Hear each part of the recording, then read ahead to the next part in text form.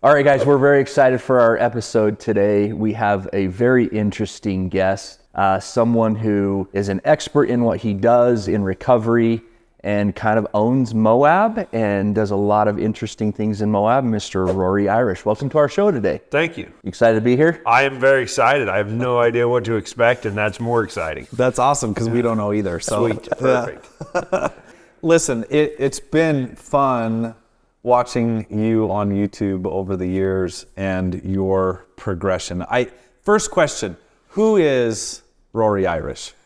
I know who Rory Irish is, but who is Rory Irish for everybody else? Well, maybe you can explain it to me, because I've worn so many hats over the years. I've been a welder, pipeliner, equipment operator, drove a winch truck for a while, worked in the oil field for many years in Colorado, just that stuff. And I talked around with a couple friends and my ex-wife about moving back home to Moab years ago to do like an off-road recovery thing, like just that. Because I did it for all my friends forever. I've always done it. And so it was like, there's a way that you can make money, especially in Moab, where there's so many off-roaders, there's so many people coming to town.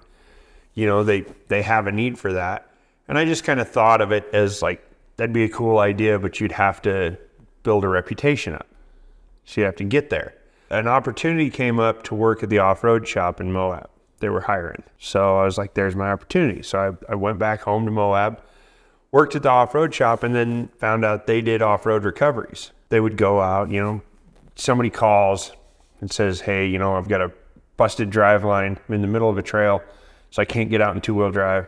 So we'll take parts, go out there, fix them up, get them out, or, you know, pull them, help them get out. And so that shop was doing it, and I was like, oh, okay. So I started helping them do their off-road recovery stuff. And then I started doing it after hours because they were more into the shop. The off-road recovery was like, you know, if we have to, we will. But if you take a guy out of the shop, now you're not making money in the shop. So I had this old Chevy pickup that I wanted to like turn into a dedicated recovery rig. And everything about it was an accident. Like just, hey, let's try this, let's try that. Let's, you know. Cut that off. Yeah, do this. Oh, that didn't work. You know, try more. And so that's how my truck started, because my buggy was originally my recovery rig. It had the welder, it had everything on it, carried all the tools. And then I was like, but when I worked at the off-road shop, we used our own vehicle to go out on the recoveries, or, you know, and, you know, you're taking your own vehicle out, that's a big liability and a lot of stuff that could go wrong, you know? So I wanted to, like, when I bought the shop and started doing my own stuff, I wanted to have a specialized recovery rig that we used. And that was just what we'd use. And that's how Trailmator was kind of born. Yeah. It was just, how can we have something that's just plain Jane and it just does recovery stuff? Right. And then it started progressing into, could we carry a rig off the trail? Like, what if you just can't fix it? Mm-hmm. And the very first true recovery I did in Moab was a busted rear shaft on a TJ, Dana 35 C-clip. Yep. Broke it so the tire walks out. Right. And so I know there's a bunch of old tricks of like greasing up a log and chaining it to hold the tire in, mm-hmm. which works great on dirt roads and or mountain roads and stuff, but out on the rocks, it's really a lot of forces and it's hard. Yeah, it's just going to plane that down pretty fast. Yeah, it's just going to walk out and everything's going to, it's chaos. So we had one shaft and we went out there and installed it. I had my mechanic go out there and install the shaft. And then they were driving it out and the customer was bouncing it up another rock and broke the shaft again. Yeah. And so they left it. And the next day I was like, I'll take the truck out there and get it. And we picked it up and carried it backwards out of Gold Bar Rim. And that was kind of like, this is possible. You could do this. Mm-hmm. And then years of fine tuning it and making it work with all the different strap setups and configurations that I've tried to make it work like actually on a trail. And it's so much fun doing this stuff because you're constantly problem solving. Yeah. and fixing things. But it's super funny because I get called a tow truck driver, and I've literally never driven a tow truck. I know nothing about towing. Like, my background is not there. Yeah. So I don't, and now I've progressed up to where I have a couple more trucks and they have different attachments for them. And I literally watch YouTube on how to use my own trucks because I don't know anything about towing. And that's the difference. Like we've talked a lot about how, like, the way my truck's set up, if I lived here in Hurricane and was going to Sand Hollow, my truck would be completely different than the way it's set up. And that's what's hilarious, because like coming down here and playing in the sand, every time I come down here with my truck and I end up recovering somebody, I'll go out on the trail, I'll get them, I'll be carrying them off, and right when we come into the sand, I get stuck. Every time. Because my truck's just not designed to work well in the sand. Well, and red rock doesn't mean it's red rock, it's red rock. Like all the red rock, all the sandstone in southern Utah is a little different. There's different properties to them. Well, like I said, it's the same. Like, we have slick rock in Moab and there's slick rock in Sand Hollow. But you don't have giant sand dunes you've got to cross to get to the slick rock. Exactly. Moab's just, trails, and there's some sand and different stuff. So my truck's just not set up to deal with that. And so it's just that difference. And me and Matt were talking about that, about how, like, if you had a dedicated recovery company and then 50 miles away you have another one, their trucks are going to be set up completely different. Their vehicles, whatever they use for their off-road recovery, will be set up completely different. And that's the funny thing with YouTube now, is now you have that presence out there, and everybody, and it's so fun when they're all commenting and telling you, you're doing it wrong. Mm-hmm. You should do it this way. This is how we do it in Louisiana. And it's like, well, there's not a lot completely of swamps different out here, so we don't have to deal with that. Yeah. So when you'd mentioned that you worked for was it a tow company or was it a shop? It was an off-road shop. Off-road shop. Yeah. So what kind of, like, were they doing recoveries like the stuff you do now, or was that not really a thing? Like, we would do trail repairs. Like, if people would get stuck, like, I heard stories of, like, they went on a job where somebody was stuck in the mud and they had 3 rigs out there with winches trying to winch it out of the mud. And then it was mostly just like trail repairs. There was nobody doing what we do to the extent we do it. There was a tow company there's still a tow company there, Nations Towing in Moab. They've had an off-road tow truck since the 80s. I remember seeing it growing up. And it's an old square body Chevy with a wrecker bed on it. And they've gone out, but they'll go out to the capabilities of that truck. And my truck doesn't have a whole lot of body panels, and I'm not worried about scratching it. So I'll go out where others won't go, because I built the truck to go there. And so, but nobody's ever, like, carried a rig out of Pritchett Canyon or Cliffhanger or any of those, like, harder trails until I started doing it. I think that's probably why your channel is blown up so much, is because you're doing things that no one's really seen. Is that safe to say? Yeah, in the area that we are. Like I said, which I don't know if that's a good thing or a bad thing, but nobody's been crazy enough to do what we do.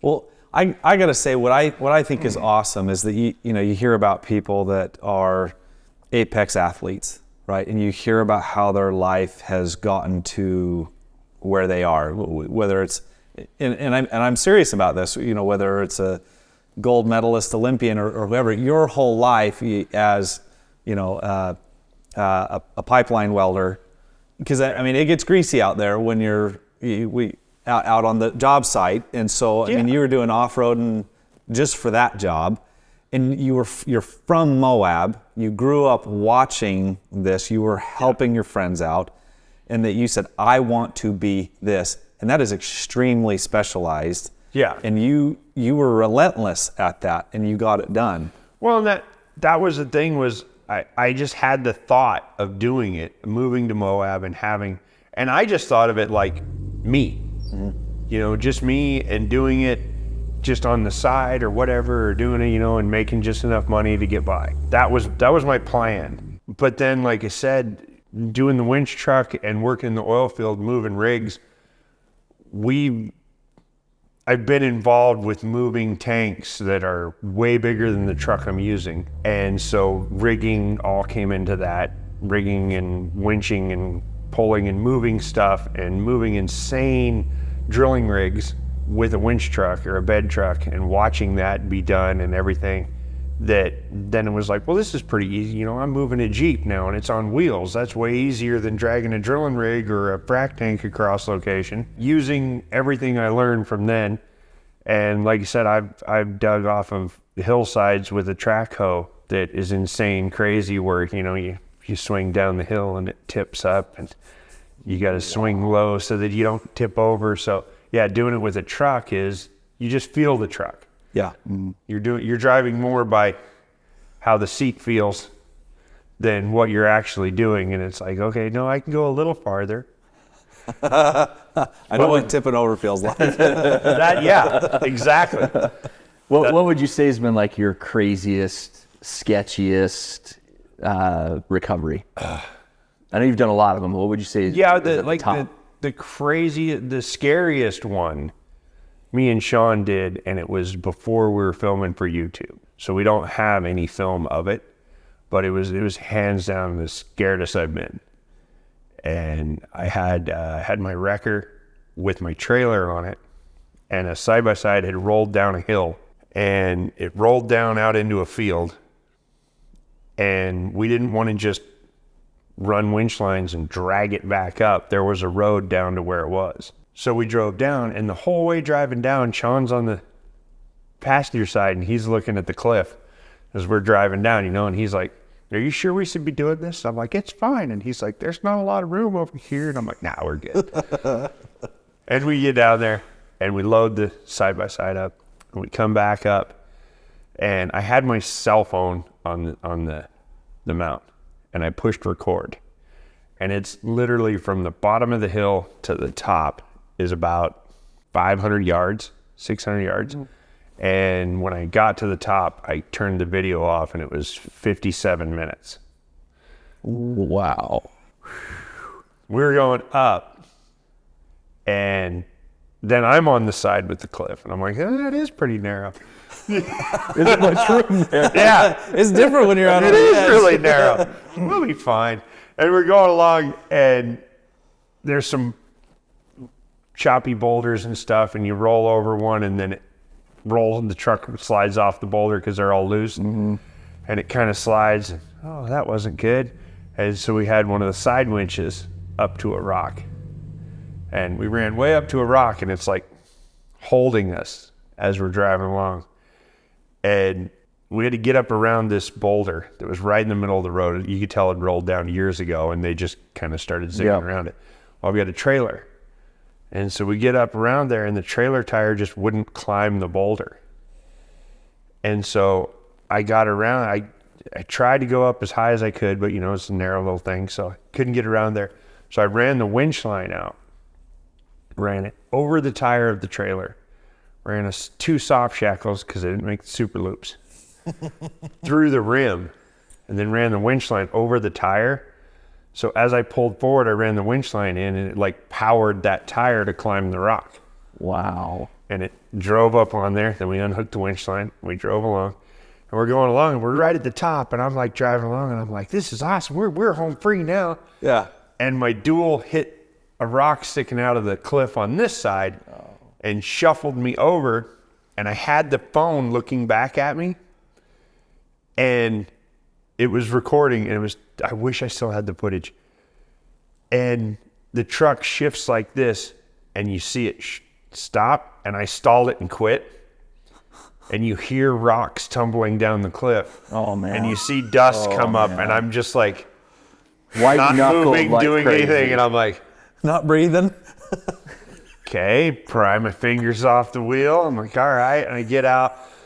And then we ran a winch line up and another winch line up to hold the truck on the hillside as we went by. And just my inner dual was on the road, and the outer one was hanging. And it's all on sloughing off. So how far is this cliff down? Would you say? It was a slope down, but it was a slope.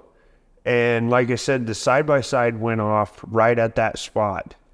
It was a brand new Can-Am, and you couldn't tell what it was because it was so bubbled and mangled and just tires pointing every other direction. It went over about 6 times to get to the bottom. So it would have been a violent roll. Yeah. And it's like... Now you're attached to it with a trailer. Yeah, now you have a trailer, now you have everything, and you're in the middle of it, and it's like, okay, how do we fix what we're doing? Yeah. And we got up to the top, and we pulled up there, and me and Sean both, we sat down for a little while, calmed our nerves. Okay. We lived. Now we can go on. That was probably like the scariest I've been in the truck. I mean, I've had other instances where it's like, oh no, are we going to lose a rig? You know, another one with Sean. We were in a Tacoma. We had a Tacoma we were recovering on Cane Creek, and we went by, and there's the road is right here, and it drops off about 30 foot into the creek, and it's real narrow. I was going along, and it swung. The Toyota swung just a little bit over to where it dropped a tire into a washout, and it was. I knew it was bad. Sean knew it was bad. And then we watched the footage that Mike got. And every time I watch it, it scares the heck out of me. We were literally that close. And I had my daughter in the truck, everything. But it was the whole thing of like, it sloughed.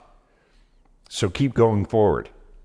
Yeah. Because if you hit the brakes, sometimes it's worse. If you stop, it's going to get worse. Yep. But I mean, I feel comfortable in a lot of those split-second decisions. I haven't had too many bad ones, but it's practice. Yeah, it's time. You know. It's knowing that, like, you know, something bad could happen at any moment. But that's the other thing. I get a lot of people in the comment section and stuff, and everybody telling me, you know, I would have done it this way, I would have done it that way, and it's like, yeah, I can watch my own videos and see ways I should have done it. But when you're in the moment and doing it. And not only that, I don't do this under the Good Samaritan law. I have insurance that covers all of this stuff for my truck, for my trailer, for my guys, for the vehicles I'm hauling, what I'm doing. And it's very expensive, and I hope to never have to use it. When we were hanging out, what was that, a month ago? A month and a half ago? You had mentioned something about how you would go and practice. Tell us a little bit about that. Obviously, you know that you're an expert in what you do, and it takes time to build up that talent or that skill. Yeah. Would you just go hang out by yourself and just go on the off season, crawling? Which is like right now? I would go out on Hell's Revenge with my buggy. I would take my buggy out with my tow truck and go drive around Hell's Revenge. Because then you learn, like, that's where I used to just pull off the pole. But then you got that pendulum effect where the vehicle swings back and it puts more stress on the pole. And then lifts your front end. And then your front end's in the air. And so then there's a lot of times where you've got to, like, okay, I want to go that way. And so you just point it that way. And then it goes and your front end is in the air 3 or 4 feet and you're just going. And it's like, yeah, as long as it stays that direction. But getting that feel and then going, well, that didn't really work. So what if I set a cable up, or I had some chains and stuff like that to where I could adjust them, and you would find that shortening it up would keep it planted, and you could pick the vehicle up, but it wouldn't twist it real bad. Yeah. And it changes where the center of gravity is and where everything is. I did one side-by-side way up on the LaSalle Mountains, and I have my side winches, and I had run them out, and I had gone through bow shackles on the back bumper, and one went this way and one went this way. And so when I was going along and I would tip up on a rock, it would try, because the pole's up like this. So it would come over here, it would swing the side-by-side towards the edge. So then I could run this winch in and pull it over. So it would track behind me. And then I would go along, and I was doing that for a while, and then I got it to a point where I didn't have to correct it as much. And that's when I found that length of my X straps. Like, that was the sweet spot where it worked, where it kept the vehicle, like the pole could move over here, but it would keep the vehicle pretty close behind me to where it wouldn't swing it way over here. So yeah, using my winches, my side winches that way is where I kind of learned the sweet spot for that X strap on the back. Gotcha. And that's just what keeps everything tight. Yeah. Because one of my favorite videos is the Elephant Hill video. Yeah. Where that Jeep, it doesn't have a front axle anymore. You are driving up the hill basically by suggestion, right? Like Yeah. there's the front of Trailmater's just, I mean, you're driving a manual transmission square body wrecker, and it's just slowly going up the hill. Yeah, there's a lot of times when you're glancing off of a rock with a tire to change the direction. I have I don't have cutting brakes, but I have rear brakes. I have a handle that I can just pull on that. But the truck has never had a locker. For the longest time, it was welded. So there was no point in stopping one tire because it wasn't going to do anything. But there's a lot of times where like that would have been handy. Right. To steer with the rear brakes to get you to go up the hill. I just remember watching that and thinking, holy cow. I mean, there's so many things going on. You've got the weight of the vehicle. And Sean was in the back of it. It was in the Jeep too. Yeah. Right? He was using the brakes just to kind of help assist. Yeah. What we did was because it ripped out all the brake lines. So we pinched all the front brake lines off. Okay. And then we put brake fluid in it and pumped the brakes back up so we had rear brakes on the vehicle. Okay. And that's the funny thing is we got roasted in the comment section on that one because everybody's like, the guy in there is not doing any good. Why is he in there? And it's like, because I always wondered, like, how are the rear brakes working? I figured maybe it was like a cable brake or something other, but some of those have a hydraulic. You can't ever count on an e-brake working, right? Especially in off-road rigs because most everybody's modified it, swapped the axle out. It might not even have an e-brake. So we actually carry brake line clamps on the truck. Okay. To pinch brake lines so that if we're missing a wheel or anything, side-by-sides a lot do that where they'll rip the wheel off and rip the brake line off. So we can pinch it and then have the other brakes still working.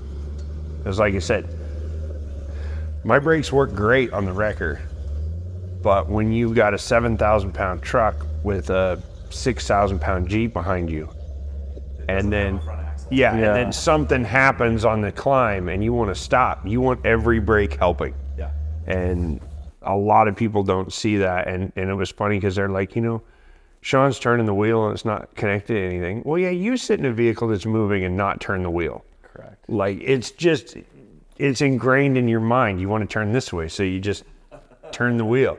Whether there's a front axle or not, in your mind, you're just like, I should be turning. So you were moving you were moving rocks, and I mean, it looked very different. How long did that take you from start to finish? How long was that recovery? I think so it's from the shop to the parking lot of Needles there is about an hour and a half. So there's 3 hours in drive time just to there and back. And I think we left the shop around 9:30, 10 o'clock. Mm-hmm.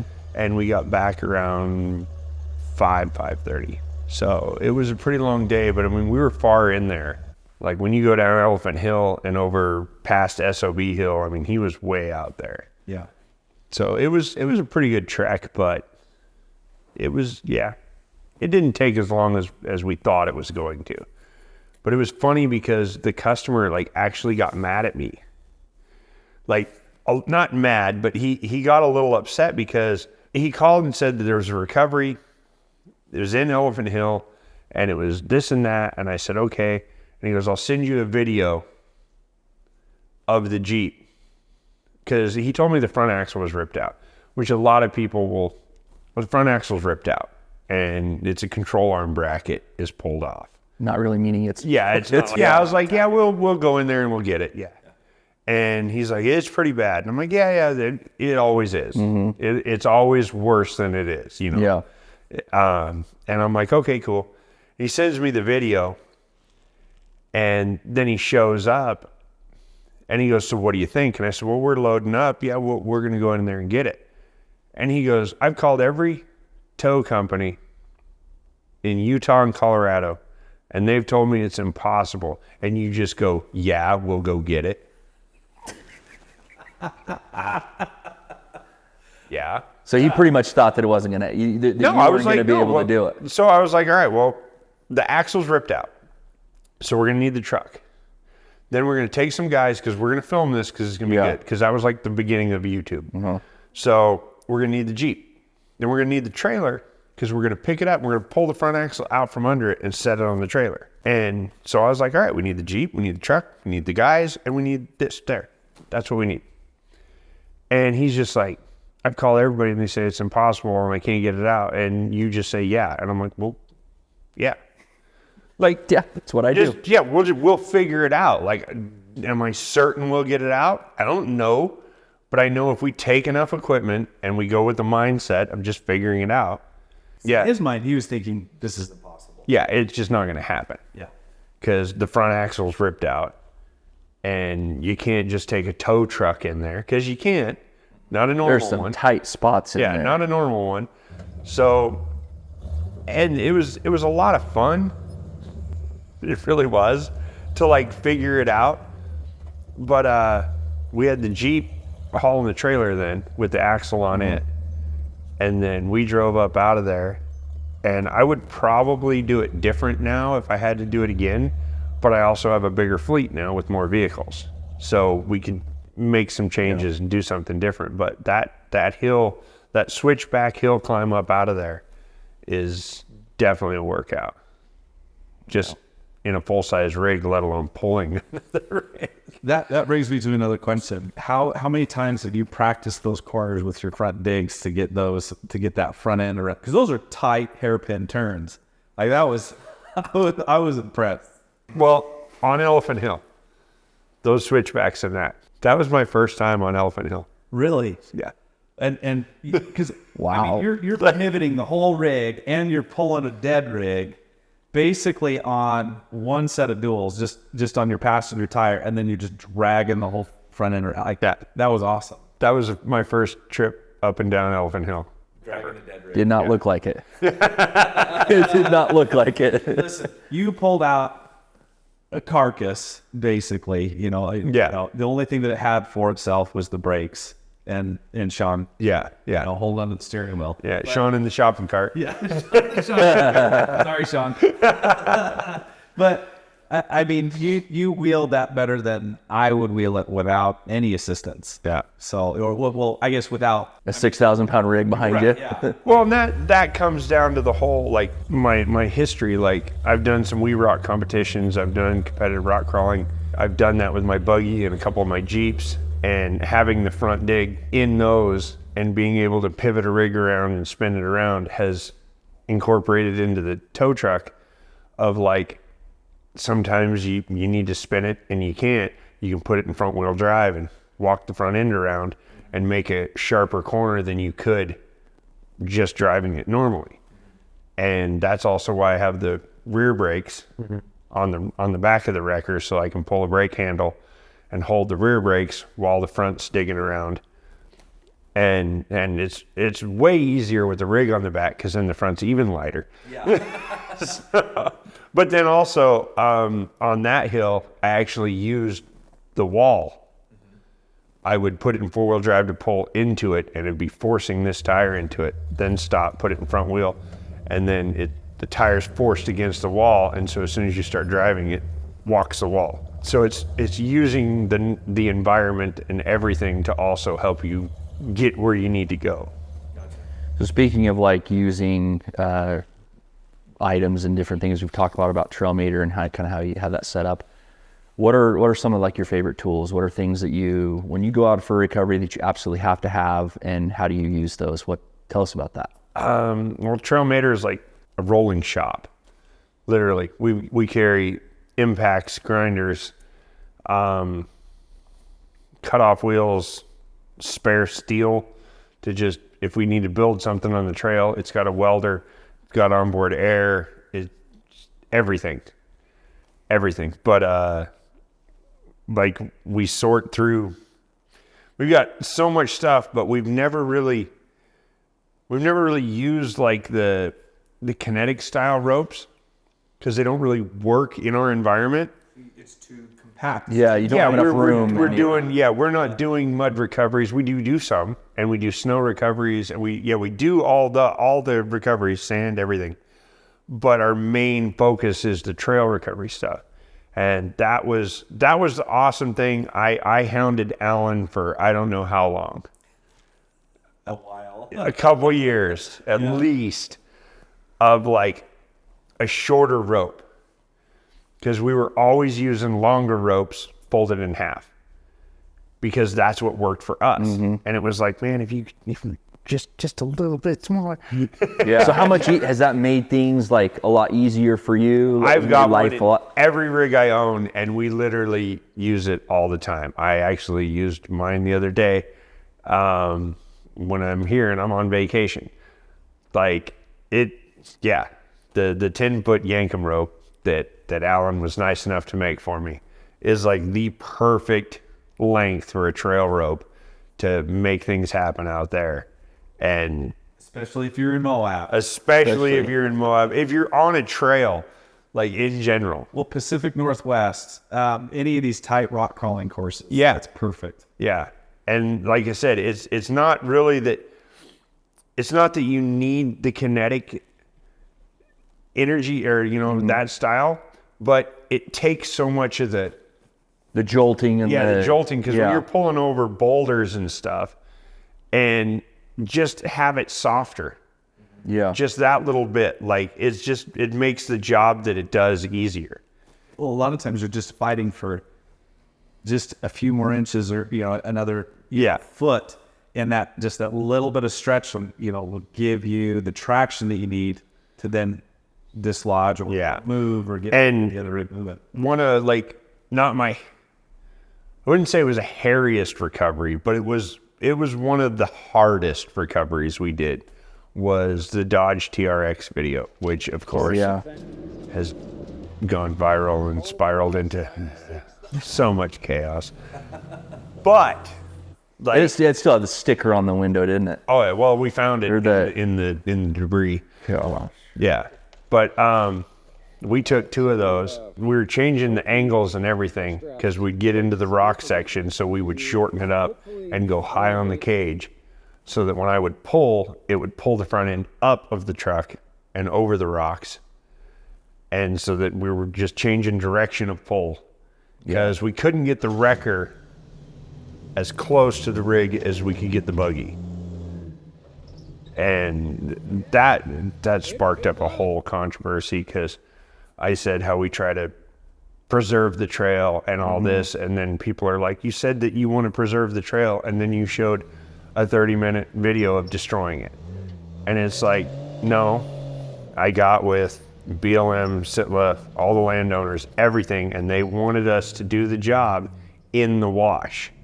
Up the side of Yeah. Because doing it in the wash, yes, we're going to scratch some rocks. Yes, we're going to destroy some stuff. Yes, we're going to damage some areas. But every year, runoff comes through and blazes through there, and it's a main wash, drainage wash. And you can see the marks on the surrounding area of where the water level is always at. And we stayed in that zone, so that in a couple of years, it'll blaze through there, it'll clean it up, you'll never know we were in there. We stayed in the wash longer than we needed to, so that we intersected with an old access road. So then we drove that access road out to the main road, we got out of there, then we kicked our tracks, we raked them, everything, so that anybody driving by doesn't see our tracks. And so back to there, it'll be gone.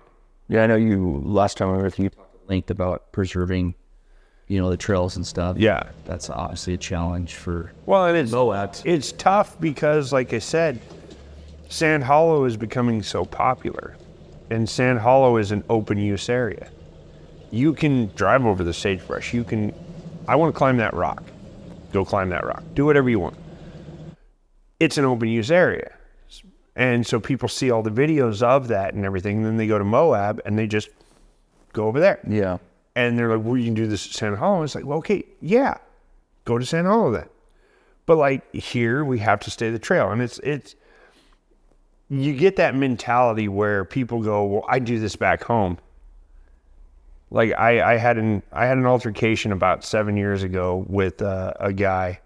There was a group that came into town, and they were buddies of a buddy, so we all went wheeling. And they went to climb this one obstacle, and they smoked a tree. And I'm like, hey, what are you doing? And they're like, what? We hit trees all the time. We rip them out, and we don't care. I said, yeah, from where you're from, trees grow. Yeah. That tree took a long time to grow. It's Yeah, because we're out here in the desert where there's not a lot of moisture. So we don't get a lot of trees, and we like to keep them. Yeah. But it's just that whole mentality of back home. We do whatever we want. Yeah, and it's like, all right, cool. Well, that's great. But don't do that here. Or, don't do that there. Or whatever. Just play by the rules with wherever you're going. And that's every demographic. I don't care if it's mountain bikers, hikers, side-by-side drivers, Jeep owners, buggy drivers. It doesn't matter. It's like just adhere to the rules of the area you're in. If it's cool to do it, then do it. I get out here and I'll see a track that's fairly new and I won't drive on it. Because, you can drive anywhere out here. But in my mind, it's like, you're not supposed to. So it's really weird to even touch a bush with the tire. It's like, no, I'm good. I'll just... Yeah, because Moab, it's all about preservation. And it should be. Because like I said, all we're doing is giving ammo to the people that want to shut it down. So if we can just there's a trail there. And there's been a trail there for 50 years. So just keep that trail. Did they start... Well, it's bumpy right here, so I'll drive over here. And then, now that's bumpy, so I'll drive over here and over here. And then you have a trail that's 50 feet wide. And it's like, how much did you spend on that off-road vehicle? And you're worried about it being bumpy. Well, the education is basically most of it right there. There's a lot of people who are like, I didn't know. And it's like, okay, well, now you do, so don't do it again. I can't wait to see that. That's going to be fun to see. Just a little bit more awareness around that, just so that we can keep the trails open and Moab, and you just be able to enjoy that there. And that rings true to wherever you are. Just wherever you are, find out the rules and stick with them. Yeah. But the most thing that you can take out from anywhere, stay on the trail. Yeah. Whatever the established trail is, there you go. If there's an obstacle you can't make, go back because you could make all those. Yeah. Don't drive around it because you couldn't make that one. Just stay on the trail. Because otherwise, start a YouTube channel, break a rule, and then the world will tell you about it. Oh yeah, everyone they will. Everyone will tell you how you're wrong. It doesn't even matter if you break a rule. Yeah. Do anything. Just do anything. You're wrong. You're wrong. Yeah, you're wrong. That's the YouTube motto. You're wrong. Rory, this has been a joy. This has been a lot of fun. Yeah, we'll have to have you back because this is you have a lot of really cool stories. I think like I said, I hope I answered some questions and gave. Oh, you were great. You were great, man. Oh, yeah. Thanks for watching, Rory, the legends, the myth, the advocate. No, all the those king of Moab. Oh God, horrible things. Listen, if you guys want at a very exciting time to be entertained like never before, the hair up on the back of your neck standing up, you got to go watch this guy's channel and his stuff. Where can everybody find you at? Instagram is The Real Trailmater, and YouTube is Trailmater. Yeah. Subscribe, follow it. Make sure you're Don't forget to like, comment, and subscribe. Comment, subscribe. Smash that notification bell. You will not regret it. It is one of the most entertaining. I've never done that on my channel, so I'm going to do it on yours. One of the most entertaining channels and a very good guy. So Sweet. thanks, Rory. Guys. You're awesome, man.